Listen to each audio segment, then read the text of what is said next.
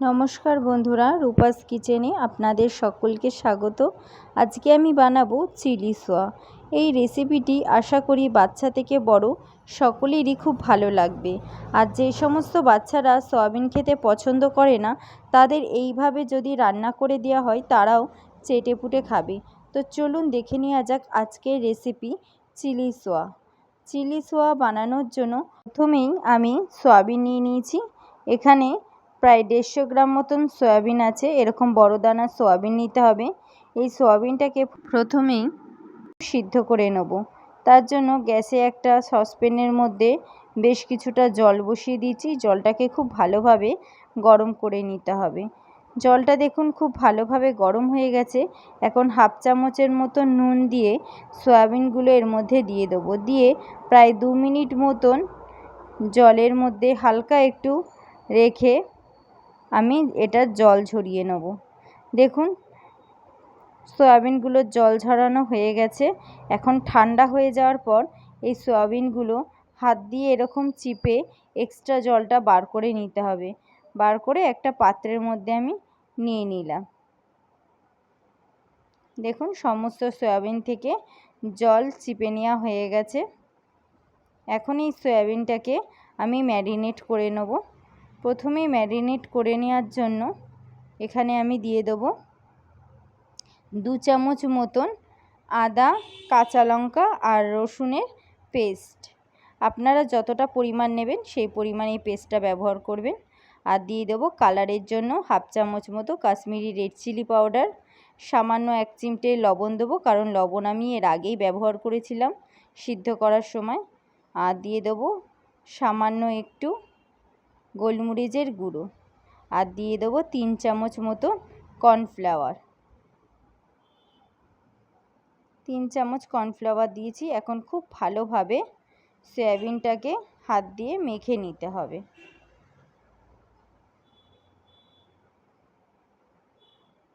দেখুন সয়াবিনটা আমার খুব ভালোভাবে হাত দিয়ে মাখা হয়ে গেছে।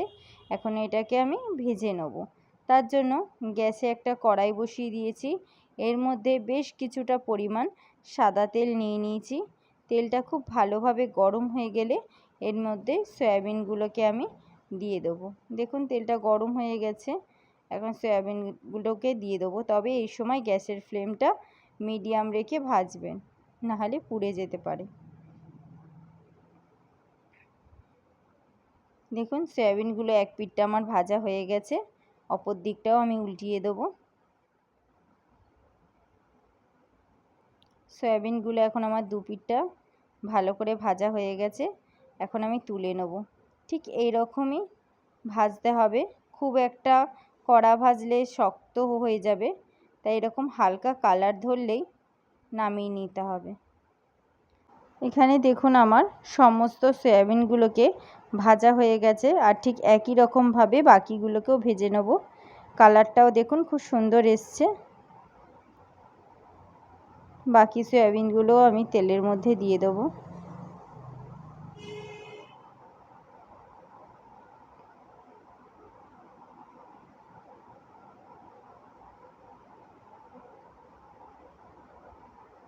বাকি সয়াবিনগুলোও দেখুন 2 পিঠই লাল লাল করে ভাজা করে নেব। বাকি সয়াবিনগুলোও ভাজা হয়ে গেছে। এখন আমি তুলে নেব। সয়াবিন বেশি ভাজলে স্টিফ হয়ে যেতে পারে, তাই হালকা একটু বাদামি কালার ধরলেই নামিয়ে নিতে হবে।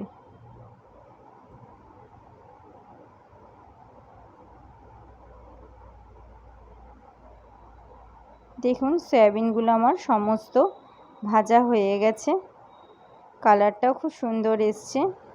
এখন যেটুকুনি তেল ছিল কড়াইয়ের মধ্যে, ওর মধ্যেই 2 ইঞ্চি মতন আদা গ্রেট করে দিয়ে দিলাম। আর দিয়ে দিতে হবে রসুনকেও আমি গ্রেট করে নিয়েছি। এখানে 7 থেকে 8 কোয়া রসুন আছে। এটাকে গ্রেটারের মাধ্যমে গ্রেট করে নিয়েছি। এখন মিডিয়াম আঁচে রসুন আর আদাটাকে হালকা ব্রাউন হওয়া পর্যন্ত ভেজে নিতে হবে। দেখুন হালকা ব্রাউন হয়ে গেছে। এখন এখানে আমি ক্যাপসিকাম, পেঁয়াজ আর টমেটোকে কেটে রেখেছি একটু বড় করে। এটাকে দিয়ে খুব ভালোভাবে নাড়াচাড়া করে নিতে হবে। এই সময় গ্যাসের ফ্লেমটা হাইতে রেখে করবেন। দেখুন নাড়তে নাড়তে বেশ অনেকটাই ভাজা হয়ে গেছে। এখন এর মধ্যে দিয়ে দেবো লঙ্কা। এখানে আমি 8 থেকে 9টা লঙ্কা ব্যবহার করেছি। কাঁচা লঙ্কা আপনারা যেরকম ঝাল খেতে পছন্দ করেন সেই অনুযায়ী দেবেন। আর দিয়ে দেবো 2 চামচ মতো ভিনিগার।